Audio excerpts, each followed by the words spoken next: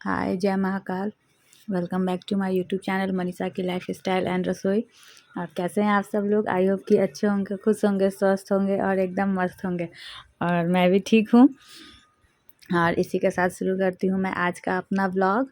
और आप लोग जो भी मेरे चैनल पे नए हैं वो मेरे चैनल को सब्सक्राइब ज़रूर कीजिए और मेरे वीडियो को ढेर सारा प्यार दीजिए।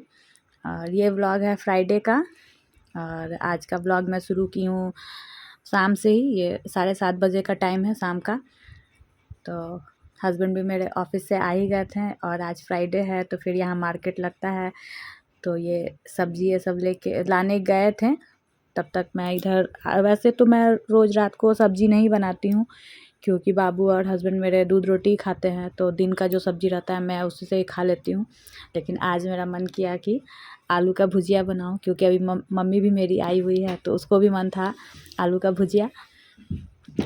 तो वही मैं आलू का भुजिया बनाने के लिए आलू काटी और फिर इधर उसका छौंक लगा दी भुजिया का।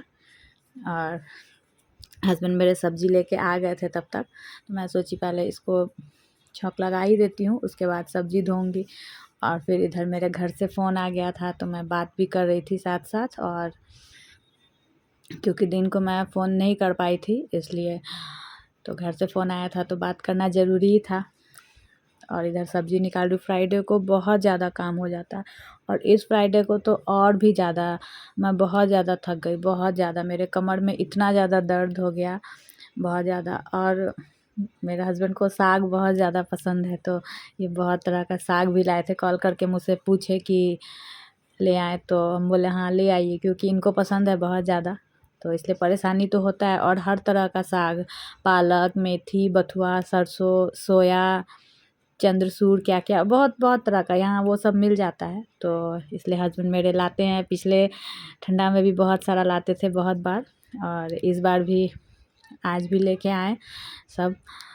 तो उसके बाद मैं सारा सब्ज़ी ये सब निकाल के धोई। और फिर बहुत मेहनत लगता है, सब्ज़ी को अच्छे से धुलिए, सुखाइए, उसके बाद फिर तभी मैं फ्रीज़ में डालती हूँ। तो इस सब में बहुत ज़्यादा मेहनत लगता है। और एकदम मुझे तो शाम होते फ्राइडे को डर हो जाता है कि मतलब अब कैसे सारा काम होगा, क्योंकि ये सब बहुत मेहनत का देखने में और मतलब ऐसे सोचने में लगता है कि अरे कोई भी ये नहीं, लेकिन एक हफ्ता का सारा सब्ज़ी को अच्छे से धुल के साफ़ करके फिर स्टोर करना बहुत मुश्किल का काम होता है, बहुत मेहनत लगता है। क्यों अब यहाँ ऐसा है इसलिए हम लोग को ऐसा करना पड़ता है। अपने बिहार में तो ऐसा नहीं है, वहाँ तो हर हर दिन लोग को घर में जो जेंट्स है उसको झोला लेके जाने का आदत है। शुरू में जब मैं यहाँ आई तो मुझे भी अजीब लगता था कि हाँ एक सप्ताह का सब्ज़ी कैसे, मतलब क्योंकि आदत है ना हम लोग को शुरू से कि हाँ रोज़ देखे पापा को, या फिर शादी हो गया तो ससुर जी को, या फिर हस्बैंड भी वहाँ पे शाम को लाते इस टाइप से। तो फिर यहाँ फिर होता है ना, धीरे धीरे एडजस्ट हो ही जाता है इंसान।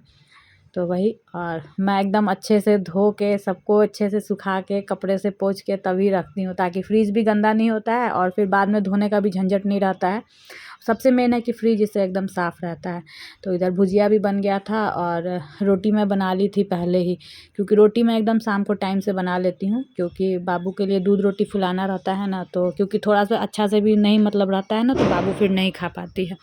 तो इसलिए रोटी मैं एकदम टाइम से बना ही लेती हूँ। रोटी बनाने में थोड़ा भी लेट नहीं करती हूँ कभी भी।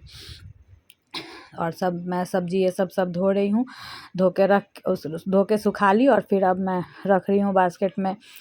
और उसके बाद तब मैं फिर साग बनाऊँगी, क्योंकि सुबह को इतना ज़्यादा काम रहता है कि सुबह को संभव नहीं है।